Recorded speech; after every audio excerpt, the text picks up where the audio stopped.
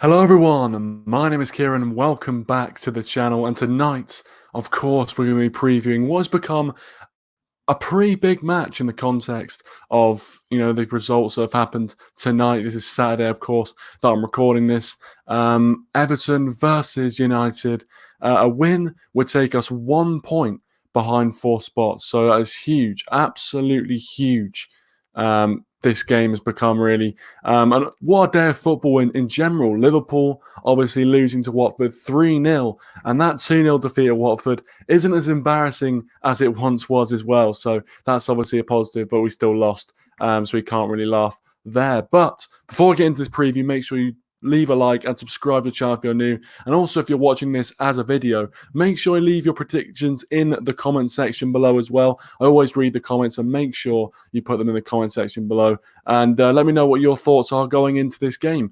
But I'm excited. The way we're playing football at the moment, I'm excited for this one, especially going forward. We are playing some unbelievable stuff at the moment, coming off the back of a 5-0 win in the Europa League against Bruges. And even though it is Bruges, and obviously rival fans will say that, 5-0 is very, very convincing indeed. And it could have been 7 or 8. It really could have been.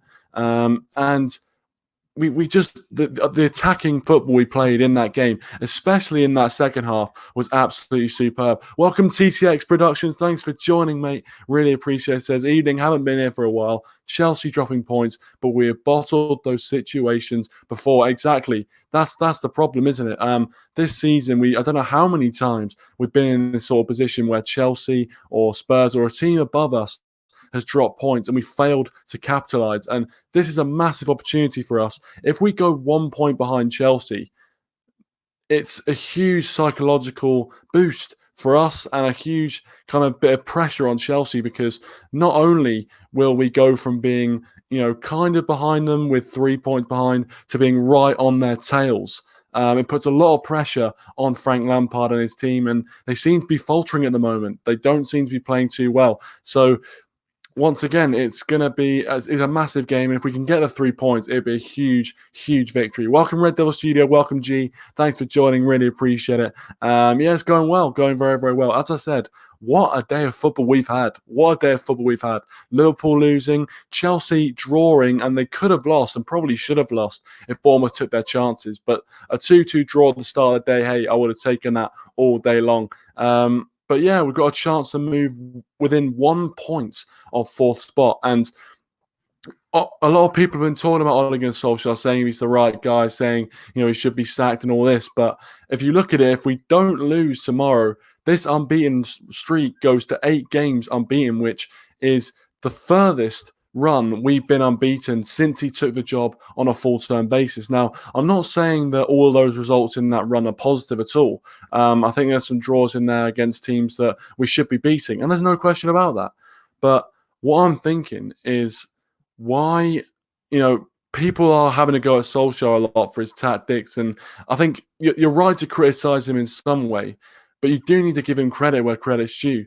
We've got to this position where a lot of people at a certain point in the season said top four was gone. It was absolutely finished. We weren't going to get top four. And now we could be looking at being 1 point behind fourth place come the end of tomorrow. And that would be a massive, massive psychological boost for these players. And just, we need to win this game. We have to win this game. Going away to Everton is never easy, and it won't be easy, trust me. I think if you think it's going to be a walkover easy game, then you're lying to yourself. You're just lying to yourself. Carlo Ancelotti's men, they're so solid defensively. Yes, they shipped 3 goals against Arsenal, who, they got beaten by Olympiacos. How funny was that, by the way? But yeah, shipped 3 goals against Arsenal, but they scored 2 as well. And you know what? They probably deserved a point out of that game. Arsenal didn't play well whatsoever. Leno bailing them out and all this kind of stuff that was on their side. So Everton are a very, very good side. And one player who is superb at the moment in red-hot form is Dominic Calvert-Lewin. He is in unbelievable form at the moment. And I think he's looking at pushing for that Euros call-up, because obviously with Rashford out injured, Harry Kane looking like he's not going to turn up as well, Calvert-Lewin could have a shot. He could have a shot. He's one of those players on the fringes of an England call-up that could really have a shot. So he's going to be turning up the heat towards the end of the season, and he's been on superb form at the moment. And it would not surprise me if he scored tomorrow. It would not surprise me in the slightest. TTX, if we gain momentum and consistency, we can get top four without a doubt. Like they always say, consistency is key. They do say that. They do say that. And there's a very good reason why they say that. It's because it's correct. It's correct. But yeah, ultimately, consistency is key. And if we can keep up this consistent form, it's similar with some of the players in our team. If the likes of Martial and Bruno Fernandes can keep playing at the level they are right now consistently towards the end of the season, there's no reason why we can't get top four. And there's no reason why we can't even win a competition like the FA Cup or even the Europa League. So again, it's all about consistency, and winning trophies is all about consistency. Being a successful side is all about consistency. Look at Liverpool. I mean, they haven't lost. They're their first game they've lost in over a year of football, probably even more in the Premier League, which is just a mental stat, really. I'm so glad it came to an end today, but still, you have to give them credit for that. TCX's whole game has been brilliant under Ancelotti so far. Well, as I was saying, Ancelotti has made this Everton side so defensively resolute. Yes, they conceded 3 goals against Arsenal, but still, they're very, very solid defensively. And I think they've got some talented players in there. Obviously, Richarlison, Dominic Calvert-Lewin, Bernard as well. They've got some talent going forward. And we saw that last season when we played in this fixture. A 4-0 battering from Everton. We weren't in the game at all. Not in the slightest. Not even in the slightest we were in that game. And if it happens again, it's going to be an absolute... I mean, I don't even want to imagine what it would be like if that result happened. But, we'll just not talk about that. But still, 4-0 battering last season. And Everton are going to know that in our minds, we're going to have that 4-0 battering. And it's either going to work one of two ways. We're either going to be very, very motivated to correct that, or it's going to play on our mind. It's going to say, with these guys beat us 4-0, we have to give them respect. And we might give them too much respect. And once that happens and you start letting a team come onto you and you start defending deep and you're not taking the chances when you go on the counter-attack, that is when the problems start to arise. So we just got to take our chances when they come. And I think it's crucial in these sort of games. I think these really kind of tight games against the likes of Sheffield and Wolves and Everton, these sort of sticky fixtures between teams knocking at that top 6 door, is getting that first goal is so, so key, because whilst that game is still 0-0, it's usually the home team is on top, usually. And when we always seem to struggle when the game could go either way. Obviously, when we're controlling the game, we're looking easy, we're looking comfortable, and that's usually after we get the first goal. If the opposition get the first goal, unless it's a really poor opposition, we can't seem to get back from it. Very rarely do we seem to get back from it.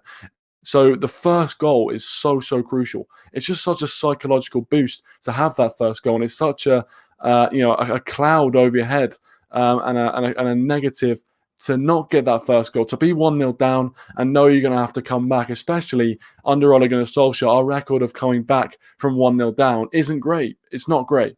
TTX's team's dropping points. We must take advantage of that. Totally agree. And that's really the kind of motto of the day, really. We have to take advantage of this opportunity.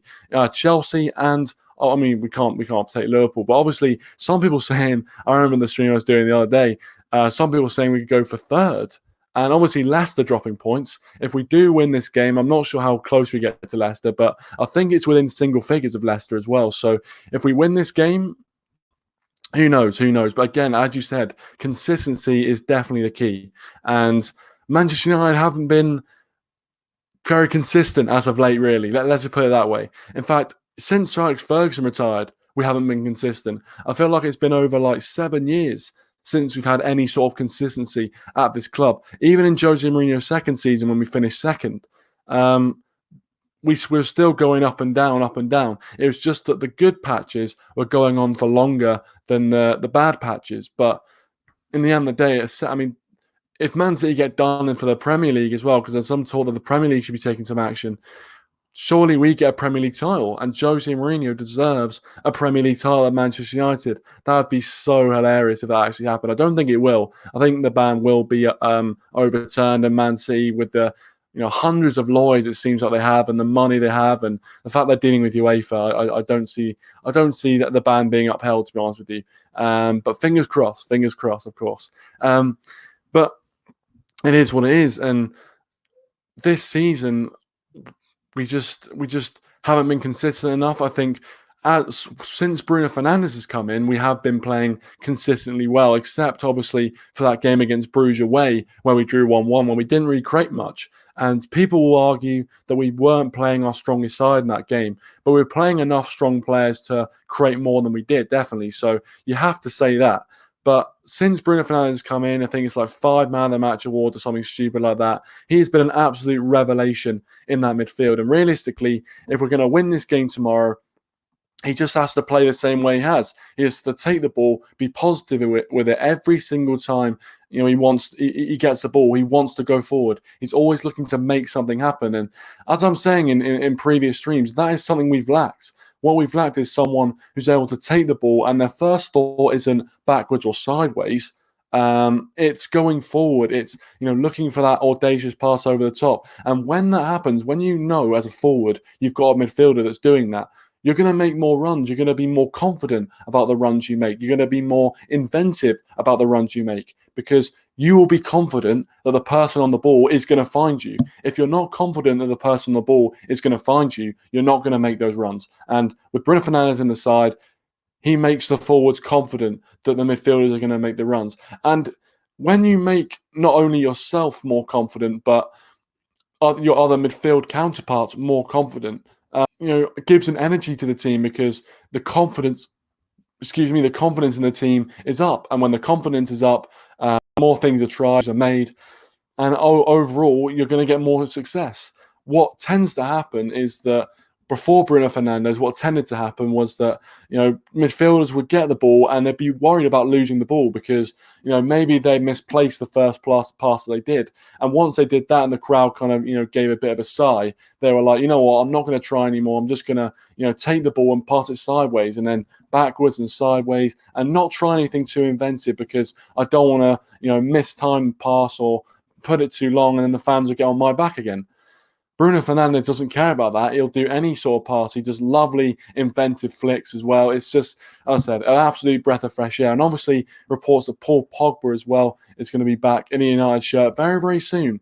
Potentially going to be able to play against Man City next Sunday. So, fingers crossed for that. But to see Bruno Fernandes and Pogba in the same midfield would be just electrifying. My only thought is obviously we seem to play 3 central midfield type players in, Fernandes, Fred and McTominay, as we saw against Bruges. But if Pogba comes back, I'm not sure if it's fair to take out one of those 2 players, because I think even though McTominay's just come back from injury, I think Fred has been playing unbelievably well so far, and I don't know what's happened to him, but he's just been an absolute revelation on the last few months. And, McTominay is a solid player as well, someone who, when he wasn't injured, before he got injured, was superb for us. So for me, if we were to get Pogba back, it's an amazing option to have. But it's a bit of a luxury. It's a bit of a, I don't know. I don't know what you call it, but basically, Solskjaer's just got an embarrassment of riches for Solskjaer, I'd say. A bit of an embarrassment of riches in that midfield. And it's going to be interesting to see who he picks. It's going to be interesting. But I'm going to get into my predicted lineup for this game. And obviously, lineups are kind of difficult to predict nowadays. The major thing is whether Martial will be fit to play in this game. Now, obviously, he wasn't fit to play in that Bruges game. He picked up a knock in training the day before the game. So if he's fit to play in this game, I wouldn't mind starting him. But Odi Nagalo, of course, got his first Manchester United goal on Thursday night. So huge congratulations to him. It was so good to see him bag that goal. But it's a toss-up whether you start Agallo or Martial. Now, if Martial is still feeling that knock, I think Agallo should get the nod up front, and Martial should be a bench option. Obviously, if Martial is 100% fit, then I think I'd probably start Martial over Odi and Agallo, because I think Agallo ultimately was brought in to be a more of a sub impact than a starting 11 player. So again, if Martial is fully fit and is convinced that he's fully fit to play, then I would start him against Everton because he's got such a good record against Everton in the Premier League. It's ridiculous. Every time he plays him, he scores, obviously, apart from last time. So I would start Martial if he feels like he's ready to start. Of course, if he isn't, I would start Odigallo. I think the back four and the goalkeeper, except changed obviously Romero for David De Gea, but Romero is just as good almost. So I wouldn't even mind starting Romero, but obviously David De Gea is a Premier League goalkeeper. So we've got obviously Shaw, Maguire, Bailly, and Wan-Bissaka. Very, very strong as well. Welcome, just want to say welcome to Football Crew Show and welcome Man Like Mo. Thanks for joining.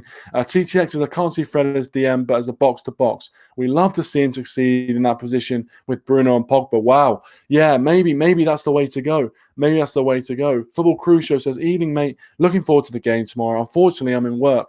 Probably be listening on the radio, hoping we get a 2-1 win. I would say that all day long. As I said, this is a massive, massive game. The win is all that matters. And Man Like Mo on the stream, mate, thanks for joining. He says, in my opinion, if we don't get top four, Ole should be sacked. Well, I think that's probably going to happen. I think if we don't get Champions League football, they'll probably look elsewhere to the likes of Allegri or Pochettino or Nagelsmann or whoever's available. So, Mo, I think you'll get your wish if we don't get Champions League football.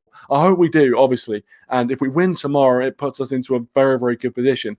And all we've got to hope, really, is that Chelsea have peaked too early. We've got to hope that now they're going to start to falter. Now they're going to, start to kind of see a bit of a decline towards the end of the season, whilst we've played shite throughout the season, and now we're just starting to pick up, and now we're just starting to get into gear. And hopefully the graph kind of is like an X, where Chelsea goes like this, and we go like this, and that's not an X, but you know what I mean. If that happens, we're definitely getting top four, but a win tomorrow would be huge.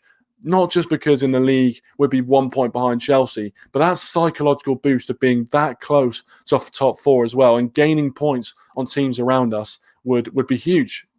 So, yeah, back to my predicted 11. As I said, De Gea in goal, Wan-Bissaka, Maguire, Bailly, and Shaw as the back four. Then I'm going to go with Fred and McTominay and Bruno Fernandes as the kind of centre midfielders. And then up front, I'm gonna say that Martial's 100% fit. So I'm gonna start Martial, and then we're gonna play. I reckon he's probably gonna go for Daniel James. I reckon he's gonna play Daniel James, and it's difficult. Who do you reckon he's gonna play? Daniel James, obviously Martial up front. You've got Bruno Fernandes as number 10. I think we could see. I mean, it depends if he wants to go more attacking or if he wants to play more on the counter-attack. We could see Greenwood. We could see Greenwood with Daniel James, of course. We could see Greenwood, Martial, and Daniel James. We could see Juan Mata, who actually I thought had a decent game against Bruges as well. But that's my predicted 11 anyway. As I said, it's very, very difficult to predict these sort of things. Very, very difficult indeed, especially because Solskjaer's not the kind of guy who keeps the same 11 every single game. It seems like every time, I see the 11, there's at least 1 or 2 changes on it. It's a bit mental. It's all a bit mad, but it seems like the way he likes to go. So, yeah, Mo says, I reckon these board will go for Allegri. Yeah, I think maybe they'll go for Allegri. I think maybe they'll look to Allegri. Obviously, he's a bit more of a defensive manager, but someone who's won everywhere he's been. And even though he's only been at the Juventus, really, but he seems to have won every single, he's won, everything there is to win, obviously. And I think he's a good manager, but we've tried to employ these managers who have won everywhere they've been and have been, successful in terms of trophies, but they haven't worked out. And maybe it's time, if we are going to change Solskjaer, of course, which I'm not sure as of right now is the right decision. If we are going to change him, maybe we should go with a younger manager or even Pochettino, who, whilst, yes, people will say he's a bottler and whilst, he hasn't actually won anything, is someone who can mould players and shape a team. And you have to remember, he took a Spurs team that were frankly average and took them to challengers for the Premier League. I mean, that is a ridiculous, especially under the fact that he barely spent any money and the board were tight asses. So again, it's going to be interesting to see if Solskjaer does get sacked, who gets chosen. Welcome, Dazza. Thanks for joining, mate. Really appreciate it. Really do appreciate it. TTXs, I'd go for 2-1 shaky game. Yeah, I think it'll be a very, very tough game. I think there'll be a lot of squeaky bum time in the game, if you know what I mean. But yeah, it's not going to be comfortable at all. He says, Dazza says, so sad about Liverpool losing. Yeah, I know. I'm crying for them, mate. I'm crying for them. I'm crying for Liverpool tonight. I'm sure every Manchester United fan is crying for Liverpool tonight. Not. Anyway, TTX is Phil Jones with a brace. If that happens, I'll give you 100 quid myself. I'll tell you what, TTX, if Phil Jones scores a brace, DM me your address. I will come to your house and deliver you 100 quid if that happens. Moses, as much as he's defensive, Allegri will do a better job than Ollie.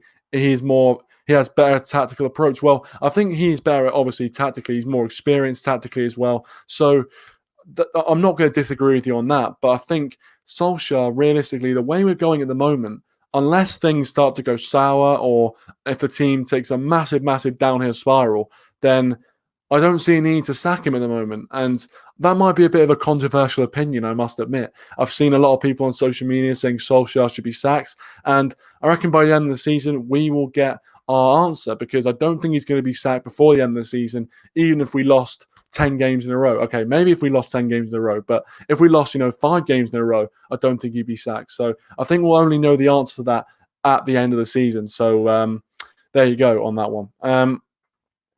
But yeah, I'm going to give you my score prediction now, my score prediction for the game. Let me know your score predictions in the live chat. And also, if you made it this far watching a video, thank you very much, by the way. Really appreciate it. Let me know your score predictions in the comment section below. We've already had TTX with a 2-1 win as well. So I'm going to go with quite a similar prediction. I'm going to go with a I haven't really thought about this, to be honest. I thought I could just do it off the cuff. Dazzler says 2-0 United. Clean sheet, 2-0. A huge result with Everton. Obviously, Jose Mourinho's second season, 3 years ago now that was. The start of it was 3 years ago now anyway. Time flies. But just under 3 years, actually, about 2 3/4 years. But we did win 2-0 in that season as well. So ultimately, if we did that, again, the win's all that matters. The win is all that matters in this game. For me, I'm going to go with a 3-1 United win. I think, the way we've been playing at the moment, the attacking football we're playing, I do feel confident and I feel positive going into a game like this. I don't think it's going to be easy, but if we get that first goal and we start to control the game in midfield, I don't see a way back for Everton. So for me, I'm going to go with 3-1. I reckon Martial scores if he plays. I reckon Bruno Fernandes scores. And I wouldn't even be surprised if Bruno Fernandes scored another penalty as well. I wouldn't be surprised if he makes it 3 out of 3. And then I reckon we might see Harry Maguire scoring as well, a defender. Harry Maguire getting his second goal for Manchester United. So I'm going to go with 3-1 to United, Maguire, Bruno Fernandes and Martial. But let me know your thoughts on the live chat as well. Mo says we're going to win 1-0. Take that all day long. 3 points, all that matters in the end. He says, if Everton attack us, we can beat them because their defence is shocking. Yeah, I think, look, Ancelotti, since taking Everton over, has actually made them, defensively all right. But their defenders, in terms of their ability, aren't great. And that's just fact. And we can exploit that. And I think we shouldn't let Everton come at us, but I think we're much better on the counter-attack, and we proved that on numerous occasions this season. So if we do that, I'm confident we can get the 3 points. And if we're clinical, I think we could win it by 2 goals. I think 3-1 for me, 3-1. Dazza thinks Fernandes and Agallo. Martial's still injured, isn't he? Well, as I said, I'm not sure. Maybe the squad for the game has come out and I just haven't actually seen it, which is just, terrible research on my part, and I do apologise. But obviously, if he isn't fit, then Agallo's obviously starting and he's bagging 2 goals and making it 3-1. So there you go. There's my change to my prediction if Martial doesn't play. TTX is still that 4-0 beating in my head. Yeah, I know. From last, that was just absolute peak Manchester United banter era, wasn't it? That's just 4-0. Look, Everton were a good side. They fully deserved to beat us on that day, but 4-0, absolute hammering. And they should have scored more. They actually should have scored more in that game. So, Yeah, we got to use it as motivation. We can't let it, dampen our confidence or make us, worried or allow us to give them too much respect because we if we get at them and we put pressure on them, we can really cause a lot of problems for them. And if we're clinical enough, we'll win the game comfortably, in my opinion, because I think we will create enough chances to score. Um, so yeah, bizarre scenes in the Bayern Hoffenheim game. Yeah, I saw some kind of confusion with like a banner or something, and it was a bit unsavory. Really, it was a bit unsavory because I think weren't Bayern being Hoffenheim like 6-0 or something, and Hoffenheim fans were unveiling this banner and everything, and yeah, it all got a bit weird. It all got a bit mad, really. But that's what happens in football, I guess, when fans are very, very passionate. And I obviously don't condone saying that sort of thing about anyone, but obviously fans get passionate, and that's what happens. But anyway, I'm probably going to end the stream here, guys. We go into this game. It's a massive, massive game. As the title suggests, really important game. If we win it, we go 1 point behind fourth place, and as a United fan, that would be huge, especially to end the month and start a new month in that position. Would just be such a psychological boost. And we've got about 10 games left of the season as well after that game. Exactly 10 games left, in fact. So with the last 10 games of the season being 1 point behind top four and starting to hit form would just be amazing. This game's not going to be easy, and I'm going to be nervous as hell watching this game, but aren't we all? Aren't we all? And that's the beauty of football, isn't it? But anyway, thanks for joining me, guys. Really appreciate it. Make sure you leave a like and subscribe to the channel if you are new. And I will see you guys after the game, hopefully with grinning ear to ear and being 1 point off the top four. Happy days. Thanks for watching, and I'll see you guys in a bit.